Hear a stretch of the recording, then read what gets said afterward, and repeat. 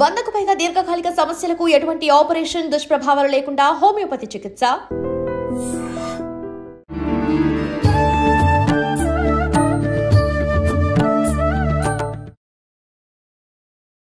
నమస్కారం, welcome to I dream. ధర్మ మార్గం కార్యక్రమానికి స్వాగతం. నేను మీ విజిత. ప్రస్తుతం మనతో పాటు ఉన్నారు ప్రముఖ జ్యోతిష వాస్తు పండితులు బ్రహ్మశ్రీ అన్నవరపు తిరుపతి మూర్తి అవధాని గారు. ఇప్పుడు గురుగారితో మాట్లాడి మన సందేహాలన్నింటినీ నివృత్తి చేసుకుందాం, మరిన్ని మంచి విషయాలు అడిగి తెలుసుకుందాం. నమస్కారం గురుగారు. ఓం శ్రీ మహాగణాధిపతయే నమః. గురుగారు, సూర్యగ్రహణం, చంద్రగ్రహణం, సూర్యగ్రహణం ఉంది అని చెప్పి వింటున్నాము. అయితే ముఖ్యంగా మనకు అక్టోబర్ 2వ తారీఖు అనుకుంటా సూర్యగ్రహణం ఉంది అని చెప్పి వార్తలు అయితే వింటూ ఉన్నాము. కానీ మనం ఉగాది పంచాంగ శ్రవణం టైంలో కొంతమంది పురోహితులు అసలు ఈ సంవత్సరంలో గ్రహణాలు మన దగ్గర లేవు అని కూడా చెప్పడం అయితే జరిగింది. నిజంగా గ్రహణాలు ఉన్నాయంటారా? ఈ సూర్యగ్రహణం ఉందా? ఉంటే ఎటువంటి నియమాలు పాటించాలి? సూర్యగ్రహణం అనేటువంటిది ఉన్నది. సంవత్సరానికి 2 సార్లు గ్రహణాలు రావాల్సిందే, తప్పదు. అది మన దేశానికి ఉన్నదా లేదా అనేటువంటిది ఒకటి చూసుకోవాలి. మన దేశానికి లేనప్పటికీ కూడా దాని యొక్క ప్రభావం ఎంతవరకు పడుతుంది అనేటువంటి విషయాన్ని కూడా మనం గట్టిగా తీసుకోవాలి. ఎందువల్లనంటే జీవరాశులు కానీ జీవములు కానీ భూమి మీద ఉండేటువంటి విధానంలో ఖగహ అంటే ఆకాశ మార్గంలో కానీ జరిగేటువంటి మార్పులకి గ్రహణాలకి చాలా చాలా అనుసంధానాలు ఉంటాయి. ఒకప్పుడు చూసుకున్నట్లయితే భారత యుద్ధం, మహాభారతం యుద్ధం జరగడానికి 15-20 రోజుల ముందు ఈ సూర్యచంద్ర గ్రహణాలు 15 రోజుల ముందు రావటం జరిగింది. అలాగే మొన్న చంద్రగ్రహణం అప్పుడు కూడా మనం చెప్పుకున్నాం.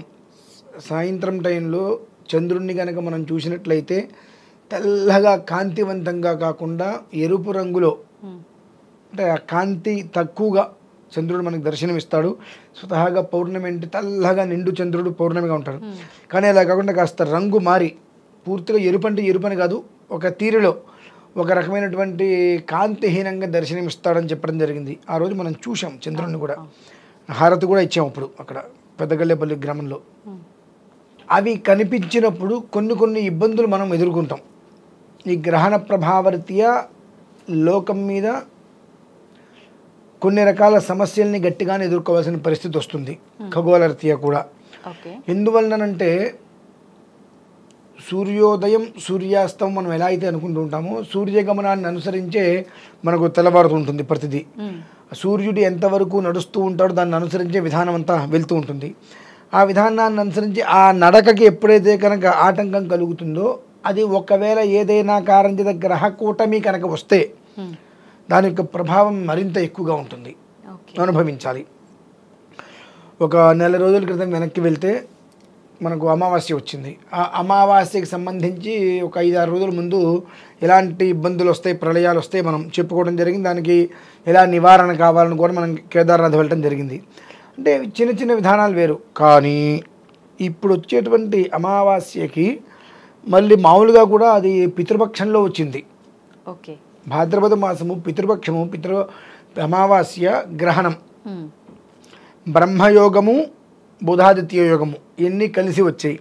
అది ఒక రకంగా శుభాన్ని సూచిస్తూ ఇంకొక రకంగా ఇబ్బందులను అయితే బాగా గురి చేస్తుంది. ఇందున ఒక 5 రాశుల వారికి గట్టి దెబ్బ తగులుతుందమ్మా. ప్రమాదం అనేటువంటిది చాలా ఎక్కువగానే 5 రాశుల వారికి.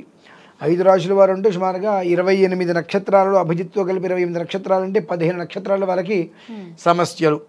అంటే 15 నక్షత్రాల వాళ్ళకి సమస్యలు అని అంటే 27లో 15 తీసేస్తే ఎంత మిగిలినవి ఎంతండి? తక్కువ. అంటే ఎక్కువ శాతం ప్రమాదం అనేటువంటిది పొంచి ఉంది. అది సామాజిక వర్గం అంటే మనుషుల మీద పడవచ్చు, ఆస్తుల మీద పడవచ్చు. అనర్థం అనేటువంటిది ఏదో ఒక రకంగా మనం అనుభవించక తప్పదు. ఈ గ్రహణ ఛాయ అనేటువంటిది గట్టిగానే ఉన్నది. పూర్వం ఈ స్థితిలో ఇంత విధానంలో వచ్చినటువంటిది చాలా తక్కువ. కాస్త స్కేల్ పాయింట్స్ ఉంటాయి 9 పైన, అది దాని యొక్క తీవ్రత అనేటువంటిది చూపిస్తుంది. దాని నుంచి మనం బయటపడాలంటే భగవద్ ఆరాధనే మనకు శ్రేయోదాయకం. ఆ సమయంలో ఇప్పుడు మేషరాశి వారు, మిథున రాశి వారు, కర్కాటక రాశి వారు, వృశ్చిక రాశి వారు, మీనరాశి వారు, ఈ 5గురికి ఇటు కుటుంబ రీత్యా కావచ్చు, ఆర్థికంగా కావచ్చు, మానసికంగా కావచ్చు, ఆరోగ్యంగా కావచ్చు, న్యాయపరంగా కావచ్చు, చెట్టు నుంచి ఎటైనా ఇబ్బందులు ఉన్నాయి, అంతకు మించి అపనిందల దోషాలు ఎక్కువ పాలవుతారు. అందులో మేషరాశి వారికి కాస్త ఎక్కువగా ఉంది ప్రభావం. ఎప్పటి నుంచి ఎప్పటి వరకు జరిగే అవకాశం ఉంది? అది గ్రహణానికి ఒక 4 రోజుల ముందు నుంచి ఓకే, అమావాస్య దాటే వరకు, ఒక 5-6 రోజులు. దీపావళి అమావాస్య ఉంది అంటే ఒక 35-40 రోజులు.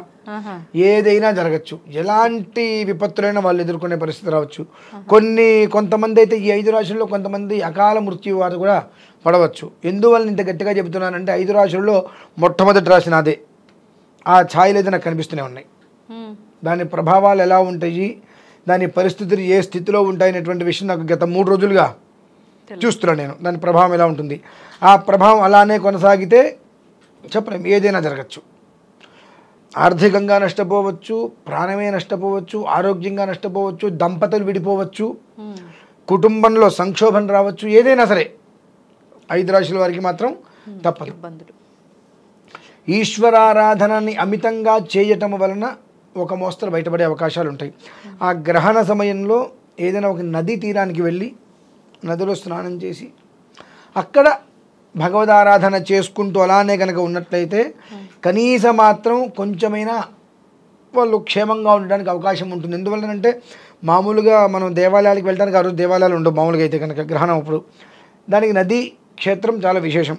ఆ నదీ తీరానికి వెళ్ళి గ్రహణ సమయంలో పట్టు విడుపు స్నాన సమయంలో స్నానం చేసి జపం చేసుకొని విడిచిన తర్వాత స్నానం చేసుకొని ఒక ప్లేట్ నిండా నెయ్యి పోసుకొని సూర్యుడు బొమ్మ, ఒక సర్పాకృతి బొమ్మ అందులో వేసి ఒక ప్లేట్లో ఇవి గోధుమలు పెట్టుకొని అది అందులో పెట్టి ఎర్రటి వస్త్రం పెట్టి దానం ఇచ్చేయాలి. ఆ దానం ఇచ్చేస్తే సగం శ్రేయస్కరం. ఆ సమయంలో మనం ఏం చేస్తున్నామంటే ఈ యొక్క పట్టు విడుపు హోమాలు చేసి దానికి కొన్ని ప్రత్యేకమైన శాంతులు ఉంటాయి.